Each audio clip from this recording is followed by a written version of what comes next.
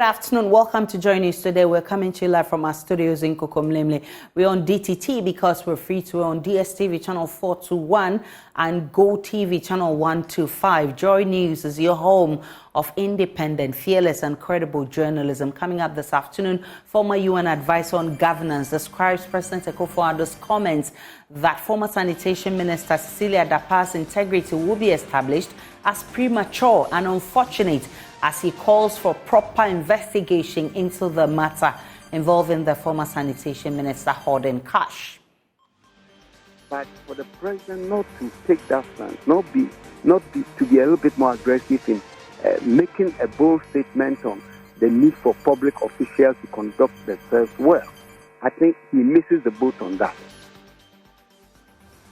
Also, Irish youth of Asokorimanpo in Kumasi vandalized Asawase police station following alleged killing of a young man by police at Asawase police station. We are live in that constituency as the family of the young man prepare for his burial.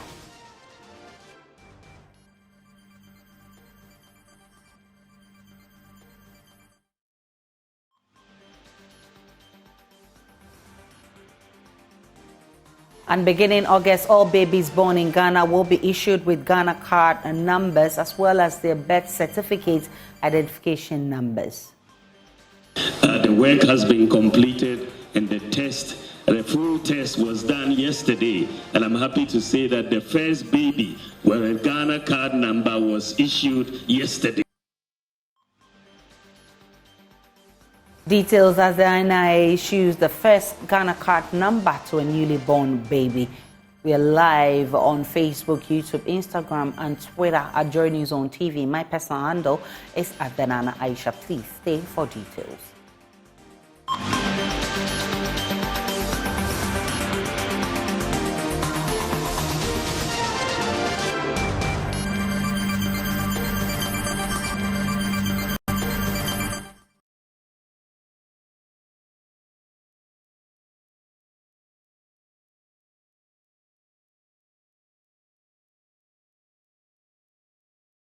Former UN advisor on governance, Professor Agyeman-Duah, has called for proper investigation into the matter involving the former Sanitation Minister, Cecilia Dapaah, adding her resignation is not enough. President Akufo-Addo is expected to appoint a new Sanitation Minister as replacement for Cecilia Dapaah. This follows her resignation hours when news broke that her house help had stolen cash worth over $1 million, which she had stashed in her Abelinkwe residence.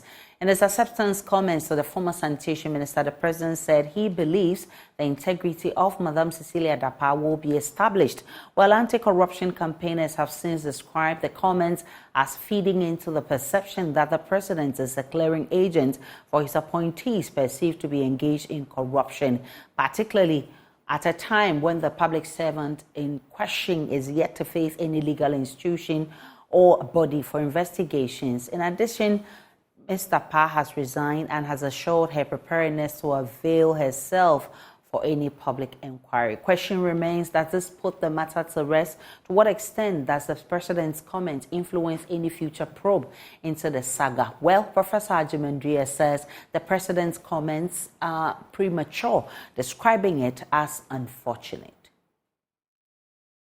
When a case is under investigation, I think should be, besides the court proceeding with the complaint of the loss of the money. I think these are cases where, if I were the president, I would be a little bit more careful. The president was right in commending her for the job she's done for the government and for the nation as a whole.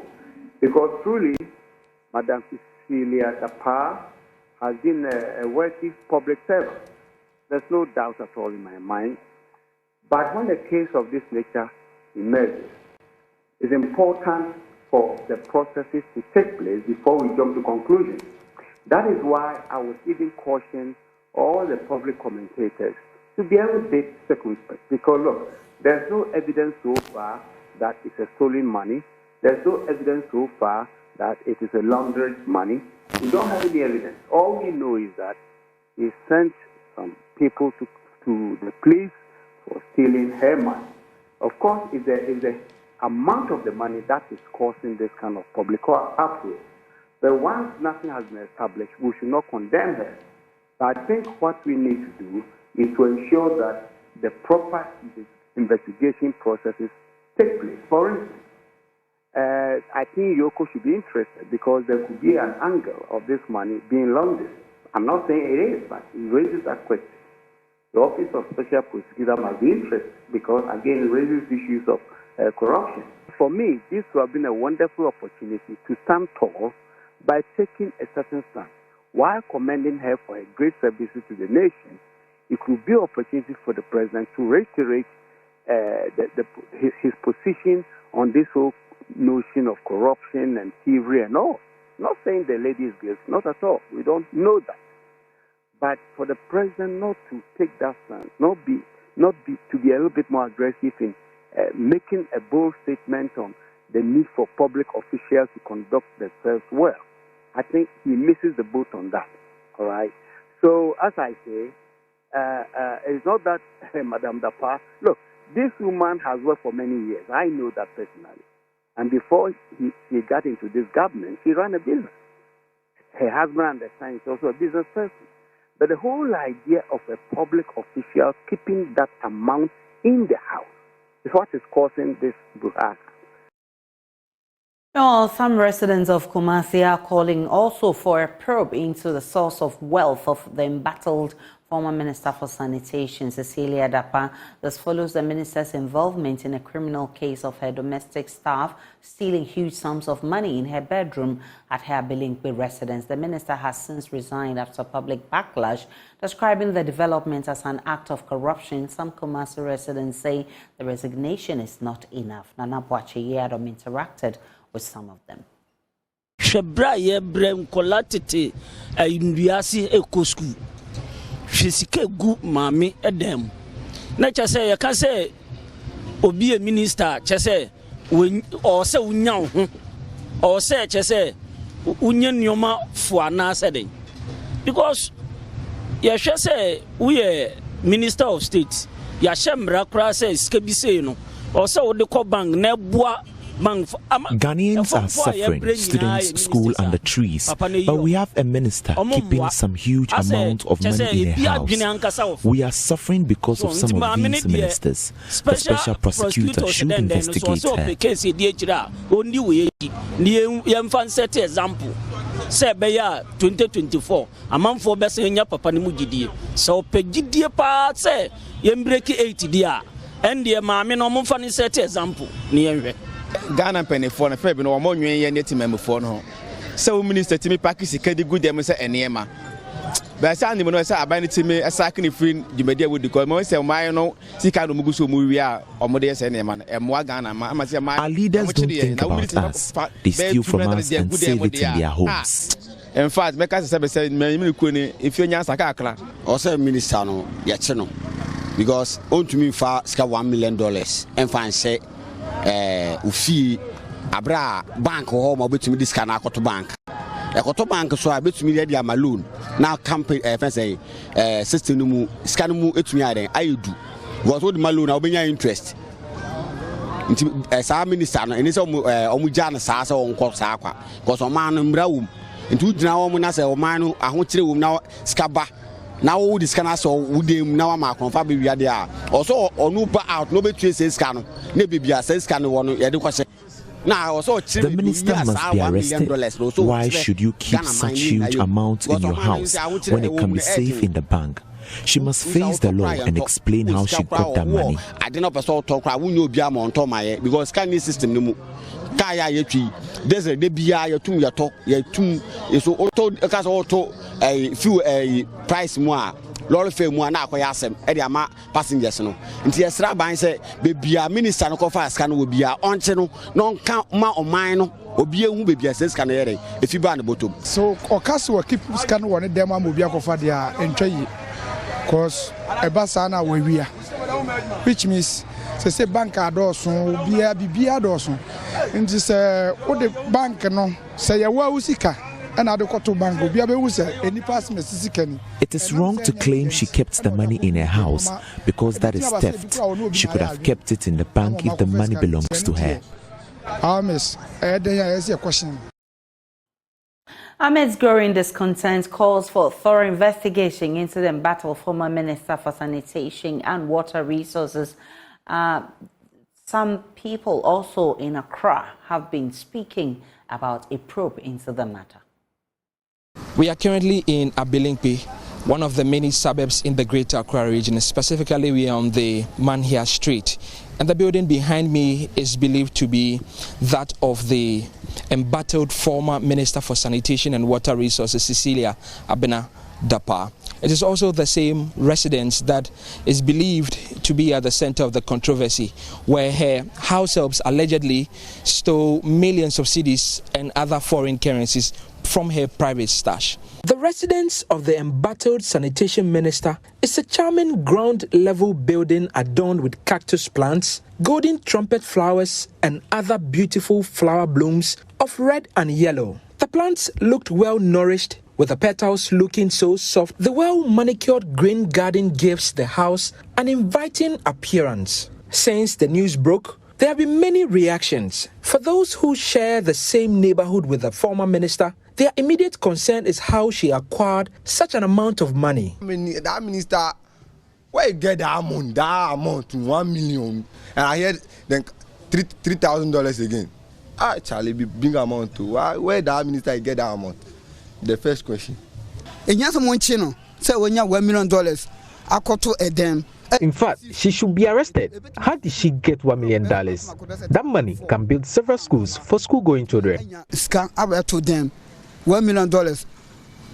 Only a day, $1 million. I don't want to go bank. I want to them. For some of them, her decision to resign is not enough. They want her to be investigated.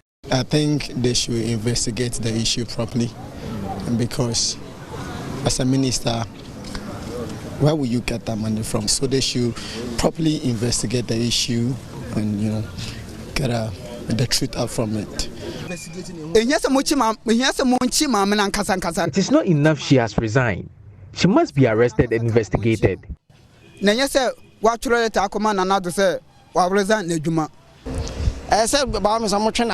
allow her to go scot-free. Show us where she got the money from. In fact, her properties should be frozen as well. One of the biggest campaigns of the Akufo-Addo-led government was to wage war against filth and make the country in Accra one of the cleanest cities in Africa. My pledge of improving sanitation in the country and making Accra the cleanest city in Africa by the end of my term. In 2018, President Akufo-Addo appointed Cecilia Dapaah as Minister for Sanitation and Water Resources. In 2020, she extended the president's plan from 4 years to 8 years, insisting the president meant 2 terms. Inshallah, the president will go for 2 terms, and at the end, Accra would have been, and we are on course. God is in control. In 2021, she said she was very close to realizing the president's dream. I will give it 85%, because at the end of the day, you all saw the 100% we did during the lockdown. So who makes Accra dirty? Us. That's why we are every day sensitizing people to make sure. I'm telling you, I know you will quote it, and I insist it's 85. A drive through Accra on a Sunday showed heaps of filth begging to be collected.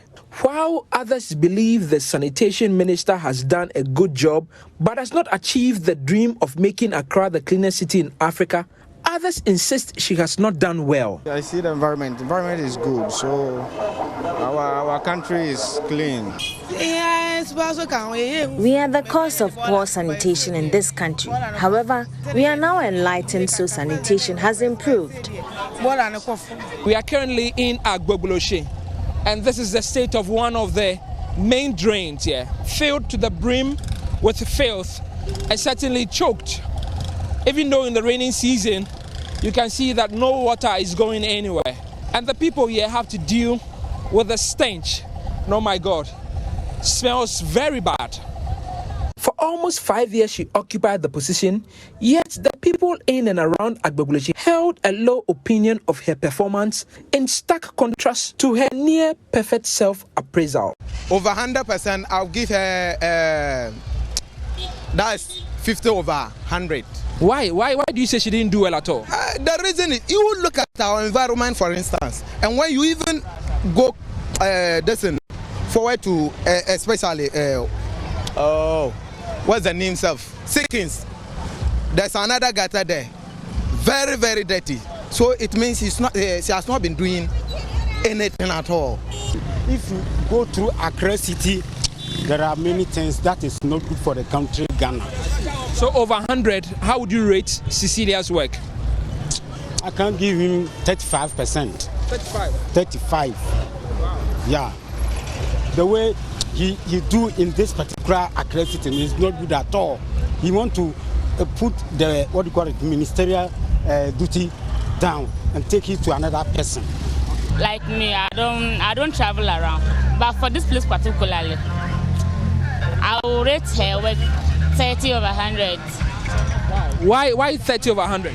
Because almost all the places I go within this area, it's dirty. It looks very unkempt. They will eat and throw the rubbish around. Maybe at least they should keep dustbins around the place. If you eat, you can throw it there. If it's food, they'll go and dispose it. But it's nothing like that. So they eat, they throw banana peels, pure water rubbish everywhere. So this place, the place is not very good. We are currently in the ministry's enclave that houses most of the ministries part of government. Specifically, we are right in front of that of the Ministry of Sanitation and Water Resources, the office where the former embattled Minister Cecilia Dapaah worked from. It's expected that from Monday, July 24th, another individual will take over from the office. For Joy News, Michael Ashale.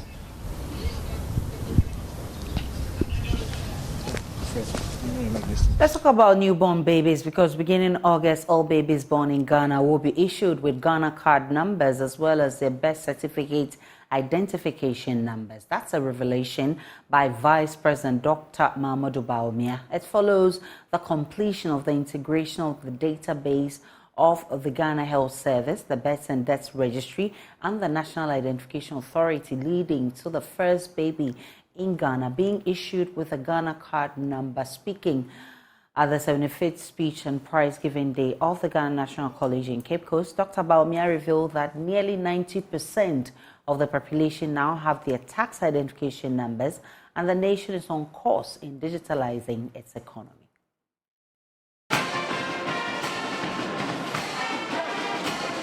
Speaking at the 75th anniversary of the school, the Vice President indicated that government was working deeply to ensure that all facets of the Ghanaian economy is digitalized. He says Ghana's economic transformation is inextricably linked with the digitalization of the economy. When we came into office, only 4% of the population had tax identification numbers. We said, make the Ghana card the tax identification number, and now we have 85% of the population with tax identification numbers.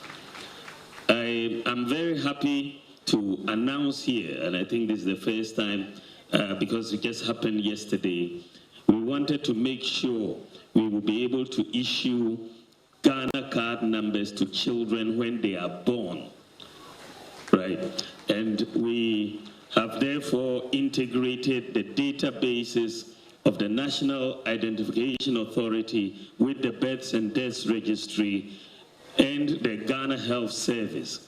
The work has been completed, and the full test was done yesterday, and I'm happy to say that the first baby with a Ghana card number was issued yesterday. So you are entering into a world from next month, all babies born in Ghana, once they take them to weigh in, they will be issued the Ghana card number, and also they will also get the birth certificate.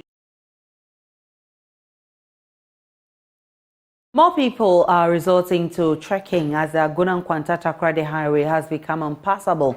The road, which has deteriorated over the years without proper maintenance, is causing long trailers to break down frequently on it, resulting in the build-up of huge vehicular traffic on that stretch. My colleague Samuel Kojubri is caught up with some users of that stretch, and here's what they've been saying.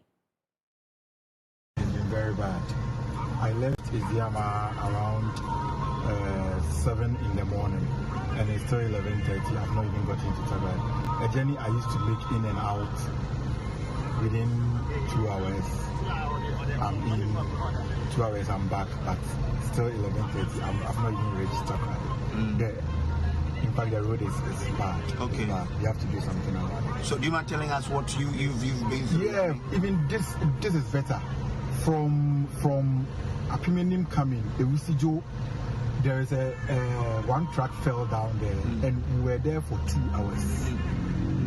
So they open one side for 2 hours, then they close it, they open one side for 2 hours. Wow. So this is even better. This is even moving. Wow. That place is very bad. Wow. Very bad. All right. In terms of productivity, what do you think? It's bad. I have a meeting at 2. I should have been back at the office. I currently have to hold the meeting in the car. You can see workers just trying to walk, which is not possible, but they are just trying to walk because the cars are not moving. It's seriously affecting productivity. I can see you're walking with your child behind you. Why are you doing this? Because of the traffic. The road is not good, that's why. So we have to walk for some distance before we get a car. Wow. Yes. So you are walking with a baby? Yes, I'm walking with the baby. Oh, this is not cool. Yeah, it's not good. But why wouldn't you wait for a car? No, because of the traffic, it's too long. I can't wait because the child will cry. And I've gone to inject her, so I have to go home early. Wow. So where are you going? I'm going to town, Takrady. Hey, so you want to walk from here to Takrady? No, maybe when I reach there, I'll get a car. Yeah, it's very sad. You can see people walking. Oh. Yeah, from Appoint going to, I think, Apollo and Cosminton. Oh. And how long have you walked now? Oh, I'm just from the hospital, okay. So it's just here.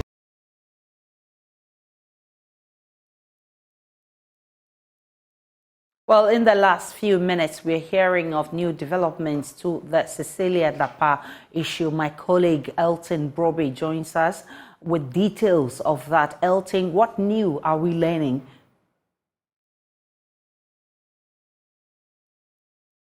Hello, Elton. Yes, Aisha. Go ahead.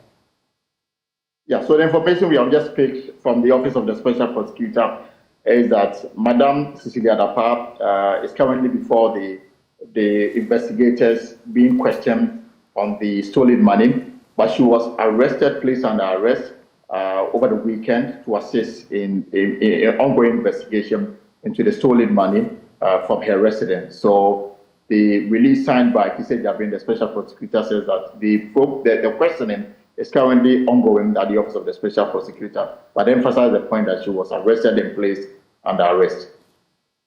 All right, we'll be hearing more of that in our subsequent bulletins. It's something everyone is monitoring and is interested, and definitely we'll bring you more as and when we get it. Let's get to other stories. Some Irish youth of Asokori Mampo in Kumasi have vandalized the Asawase police station following the alleged killing of a young man by the police Sunday evening. The youth claimed 32-year-old Silaha Talifo, who was arrested in a police swoop in the area, was manhandled by the police, leading to his death.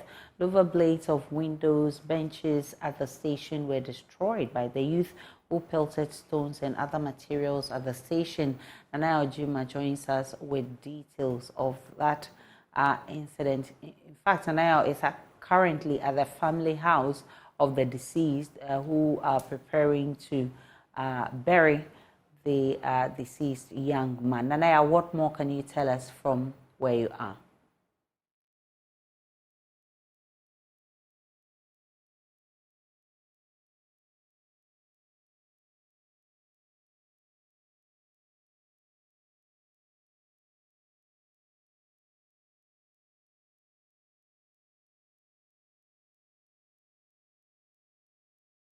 I am at Dagomba Line, the family home of the deceased. About 30 minutes ago, the remains of the deceased was brought in here to prepare it for burial. As you can see, a lot of family members and residents within the area are here, and they are saddened by the situation. When I got here, I found some of the friends of the deceased here, some of the guys who had gone to the police station earlier yesterday to if I should say, to retaliate the killing of their friend. I got some of them to interview, and according to them, they didn't go there actually to retaliate or to vandalize the police station, but they had gone there to demand the police to come in here back to the Dagomba line to pick the remains of the deceased. According to them, after the police came in here, it was actually a swoop by the police service. They came in 3 different vehicles. They came for a swoop to arrest some people they suspect deal or use illicit drugs. But this young man, who is a painter, had gone on break at work to go and find something to eat or to fill his belly. Unfortunately, he was caught in the swoop, and in attempt to flee the site, he was arrested by one of the policemen. And according to the residents or the eyewitnesses, they tell me that some of the policemen actually manhandled him here at the Dagomba line. That resulted in his death. When the police realized that he has fallen unconscious or he's no more alive, they had left the body and all left the scene with the few people they had arrested. So the youth gathered themselves, went back to the police station to demand that the police come back here and retrieve the body they had left here at the Dagomba line. So they didn't actually go there to cause any mayhem or at the police station, but actually they had gone there to demand that the police come and pick the remains of the deceased. As you can see, there are a number of people here all saddened by the situation. These are family members and residents of the area. I have with me one of the family members, and I would try to have a conversation with him. He is a brother of the deceased. Visibly you can see that he is very, very terrified by the situation.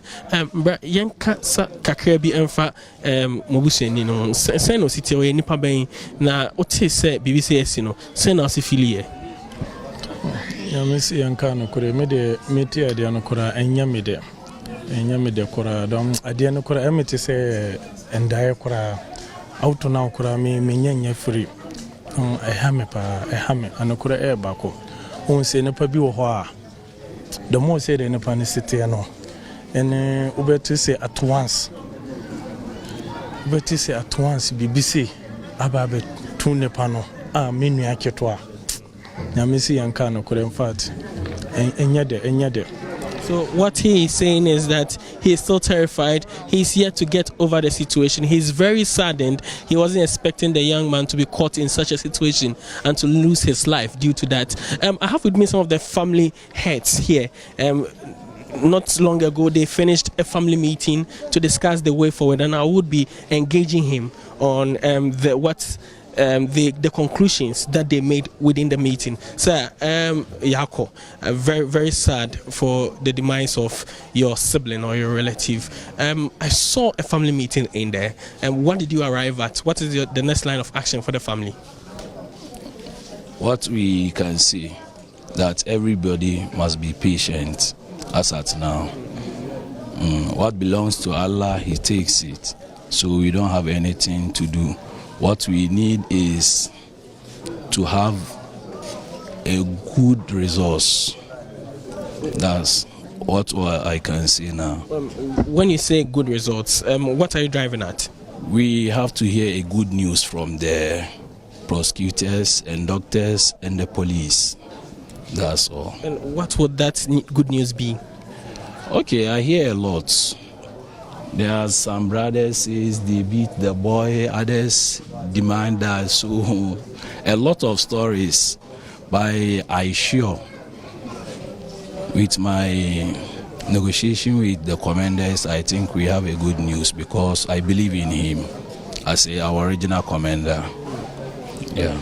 Thank you very much. So what he is telling me is that they are expecting that the police will give them good news after the investigation. So as you can see, the family members here are very saddened.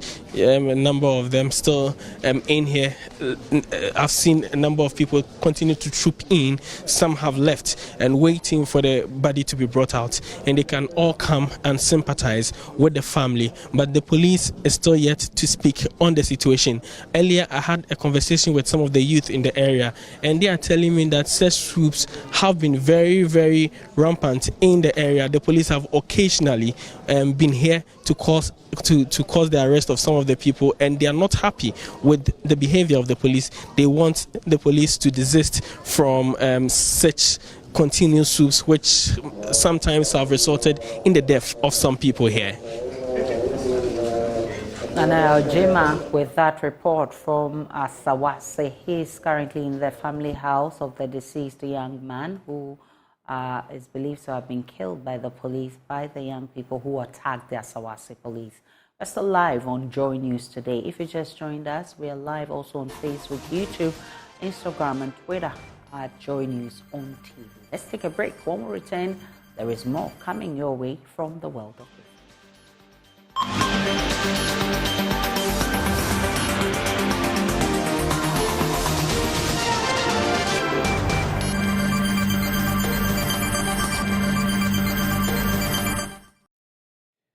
Hi, welcome to Business. My name is Dapaah. Chancellor of the University of Professional Studies, Accra, Dr. KK Sapon, is asking government to show significant interest in the insurance industry. He is asking the insurance industry players to collaborate with the government to increase coverage for more jobs to be created. He was speaking at the 2023 Chartered Insurance Institute of Ghana induction ceremony. The inductees were urged to exude professionalism in their operations. Dr. KK Sapon called for a robust insurance space to drive economic growth. By reducing fear and anxiety in the face of uncertainty, insurance gives us peace of mind. Insurance encourages savings and investment and ultimately promotes economic growth. So you are in a very vital sector. It is the adhesive that can pull people and businesses back from the brink of collapse in an uncertain circumstances. One distinctive benefit of insurance is the implementation of insurance recommendations which contributes towards improvement of operations of businesses. On this part, President for the Chartered Insurance Institute of Ghana, Solomon Lache, argued that the current global economic temperature demands increased vigilance on the part of financial service providers and insurance players. I'm sure that if we all professionals perform their duties professionally, government agencies perform their duties professionally, and everyone does their work professionally, then we will get there. So for the CIG, we talk about professionalism, integrity, and excellence in every aspect of our lives. And I believe that that's the way forward for a country like Ghana. The event was under the theme Professionalism Amidst Global Economic Challenges. Now, the Korea International Cooperation Agency says it will invest $9 million to support the Ghanaian economy. The agency is targeting various sectors that will have direct impact on livelihoods as well as contribute largely to economic growth. According to his senior deputy country director, Oh Seong-Ming, his company is looking at expanding the agric and educational sectors. He spoke to Joy Business at the Korean Knowledge Sharing Seminar at the University of Ghana. Until early 1970, Korea and Ghana, we had a similar economy and GDP per capita. For now, Ghana GDP per capita is $2,300. Korea is about $35,000. So we try to find like a region and how we leverage the Koreans' experience to Ghana by sharing our partnership. Our partnership, the Republic of Korea, the government of the Republic of Korea, through the Korea International Cooperation Agency, KOICA, we made an agreement last year with the University of Ghana. So we will conduct the $9 million the next 5 years. So today is a very remarkable day for launching our new start with the whole University of Ghana faculty and then the students. There are several components we will support. So first of all, we are supporting the Republic of Ghana, the government. So we will spend the equipment, the ICT equipment, about 1.5 million US dollar, and about 4.5 million US dollar. We will spend for the construction, 4 stories, the 2,500 square meter building, and then 2.2 million US dollar we will spend for the startup incubation program. And there's more business news on the marketplace. The central bank has increased its key lending rate by 50 basis points to hit 30%. We'll have details on that and some analysis. Do stay tuned. Sports is up next.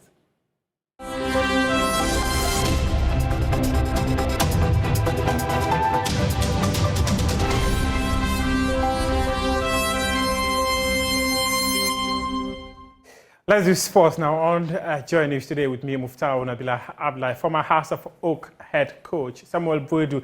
He has been appointed the technical director of lower tier side Cornerstones.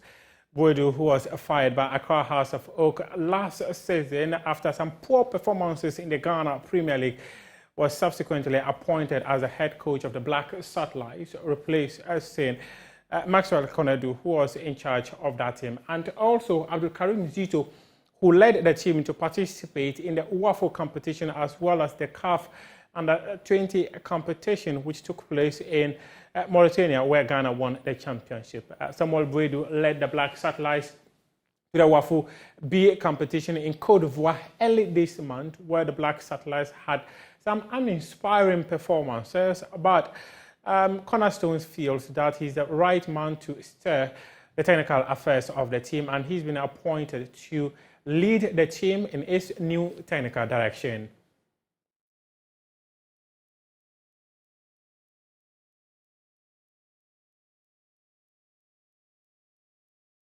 Still on stories that has to do with lower tier football, a US-based group, Soccer for Dreamers, has presented assorted items to 6 clubs participating in the Women's Division 1 Championship. This is to ease the difficulty in their pathway of becoming top footballers in the future. There's more in the following report. A non-governmental organization based in the United States of America, Soccer for Dreamers, have taken it upon themselves to support the less privileged footballers in Ghana. The social intervention initiative has been running for a couple of years now. This time around, the donation was done in Chebi to the 6 clubs participating in the Women's Division 1 Championship. Items presented included menstrual cups, wristbands, and soccer training kits. A gesture the young ladies will not forget. Chairman of the Eastern Regional Football Association, Limford Asamoah, who represented the GFA, expressed gratitude to the group. I believe strongly that what our Madam and his children has done is a great initiative for development of football. I happen to be United States visiting some summit with Rice Soccer, where they have a different concept of football administration. Over there, parents pay for everything for their kids from 6 years up to the middle age for playing soccer. Over here, it is completely opposite. The administrators here are doing something called voluntary work by way of selecting young, talented, and underprivileged footballers to ensure that they get future for the game. And I'm happy that you guys are all the way in the United States are thinking about we in Ghana here. Thank you very much for this initiative. Education on football, menstrual hygiene, and training was also provided to help develop the players. We make sure that we are combating menstrual poverty through giving them menstrual cups. We educate them, and we give each girl a menstrual cup to make sure that menstrual poverty is not hindering anyone from achieving their dreams. Sometimes, as women, we forget the importance of menstrual hygiene, the word hygiene, and why it's involved. Because, you know, the whole area for the feminine, for the woman, is quite sensitive and delicate. And so it's important that we know that we need to wash our hands during our menstruation. We need to wash our hands before and after any management of any menstrual method that we use. And so we wanted these young women to be fully aware of what is available and what it means. We don't want them to have infection, and that is what happens when you don't practice menstrual hygiene. They do get a huge amount of infection, so we want to prevent that. Soccer for Dreamers has been beneficial to many footballers in Ghana through their mission of benevolence. That's your sports for now. We do have more sports stories on myjoyonline.com and also at 2 p.m. when my colleague Nathan Ato comes your way with sports today. Up next is World News.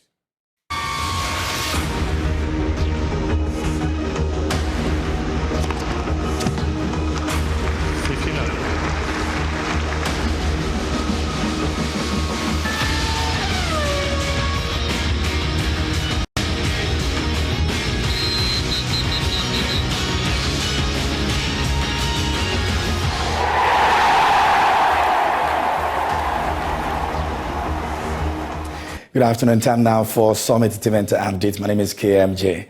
Tracy Hagan, with the stage name Tragan, has emerged as the winner of the maiden edition of Joy Prime's music reality show, Cues and Lyrics. The talented singer outclassed other 4 finalists with exhilarating performances and stagecraft. All contenders had 2 chances to exhibit their final musical dexterity on the stage at the Silicon House production over the weekend.